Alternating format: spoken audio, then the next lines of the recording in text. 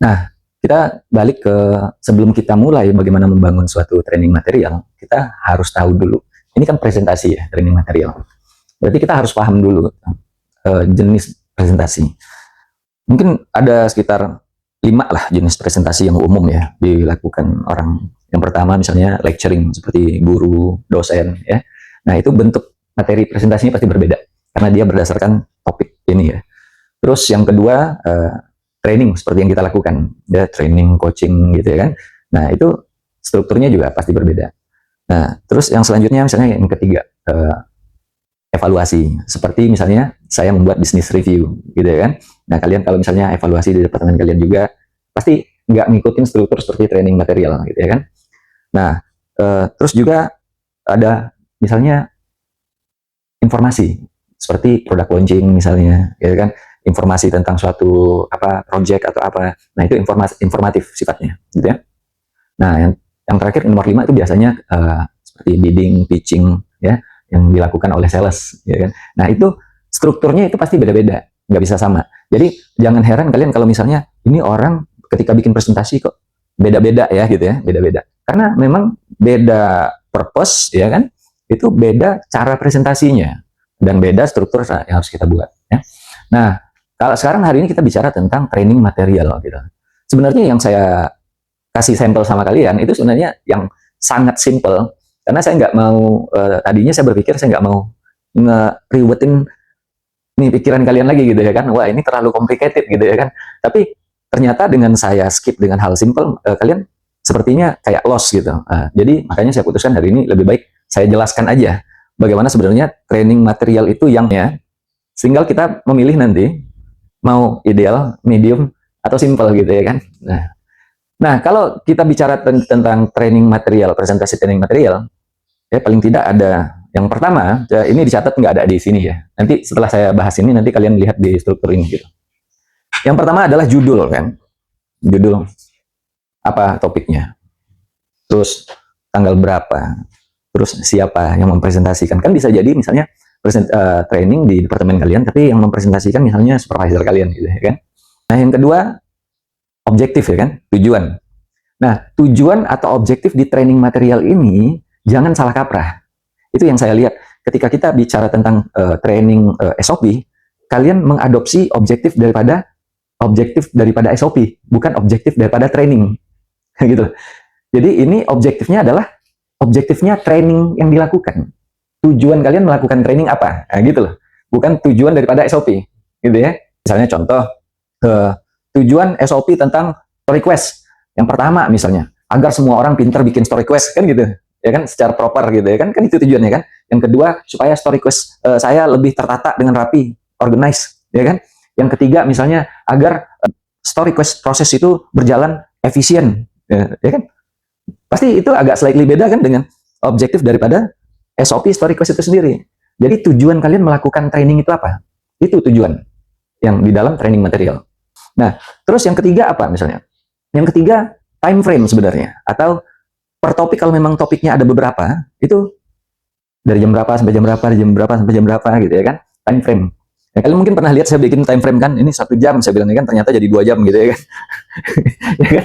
Nah, itu ngukurnya seperti itu gitu ya. Jadi ada time frame. Jadi kalau misalnya kayak training material satu topik seperti SOP ini, mungkin cukup misalnya ini estimate 1 jam gitu.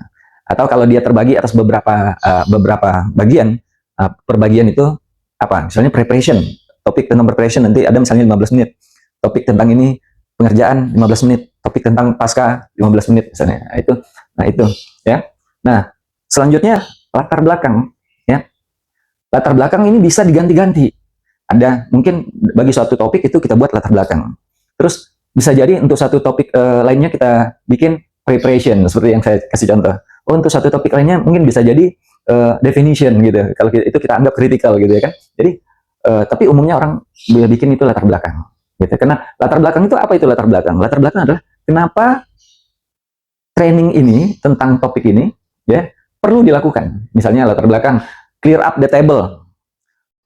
Latar belakang satu, pentingnya memastikan bahwasanya table itu clean and ready setiap saat, ya kan, untuk menciptakan unique dining experience. Itu misalnya latar belakang kita satu. Terus latar belakang yang kedua, sering ditemukan standar setup clear up yang tidak proper misalnya, ya kan. Nah, selanjutnya poin nomor berapa? 5 ya. Yang kelima adalah baru kita masuk ke materi, gitu. Nah, materi kalau bicara tentang SOP ini baru materi dari 1, 2, 3, 4, 5 yang kalian poin-poin gitu. Nah, itu materinya, ya kan? Materi. Nah, setelah materi kita masuk ke materi, baru kita masuk ke diskusi kan, question and answer. Jadi question and answer itu adalah diskusi. Kita berikan kesempatan audiens untuk bertanya, ya kan? Kita menjawab gitu. Nah, nomor 7 itu rangkuman. Nah, kalau di yang sampel saya kasih ke kalian, saya lampirkan policy, ya kan? Policy itu kan rangkuman daripada SOP, tapi itu hanya sampel gitu lah, ya. Kalau kalian buat itu rangkuman itu policy, itu sebenarnya udah lebih dari cukup. Tapi kalau misalnya ada dari training kalian yang pengen kalian rangkum lebih, ya itu bisa kalian buat rangkuman di sana gitu. Ya. Nah, yang terakhir, usahakan ketika kalian mentraining anak buah kalian, itu ada kuisnya. Ya kan? Berikan kuis, misalnya siapkan paling tidak 3-5 kuis gitu ya kan.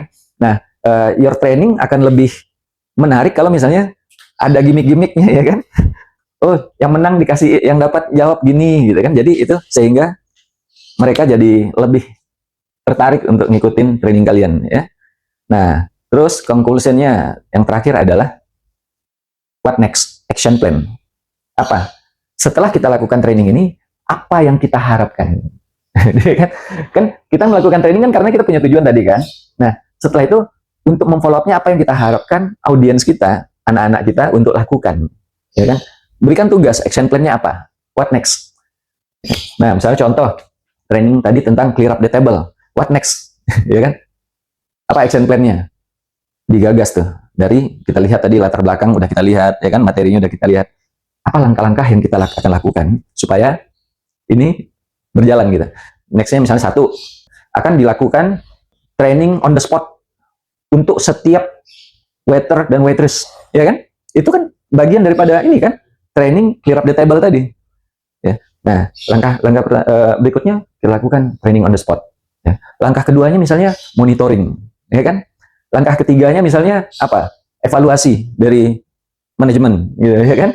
Dari tamu berdasarkan review yang ada gitu, apakah ada nanti.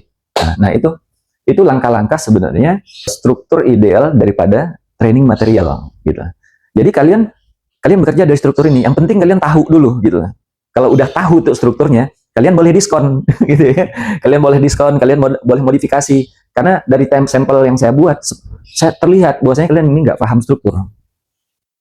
Ya, makanya hari ini saya kasih struktur. Mudah-mudahan dengan gini kalian bisa paham. Nah, oke, kita akan bedah satu misalnya ya tentang account receivable ini misalnya ya, training material account receivable. Judul udah ya, account receivable prosedur. Yang kedua fasilitator Nur Sabrina sudah, date-nya sudah. Oke, lanjut slide kedua.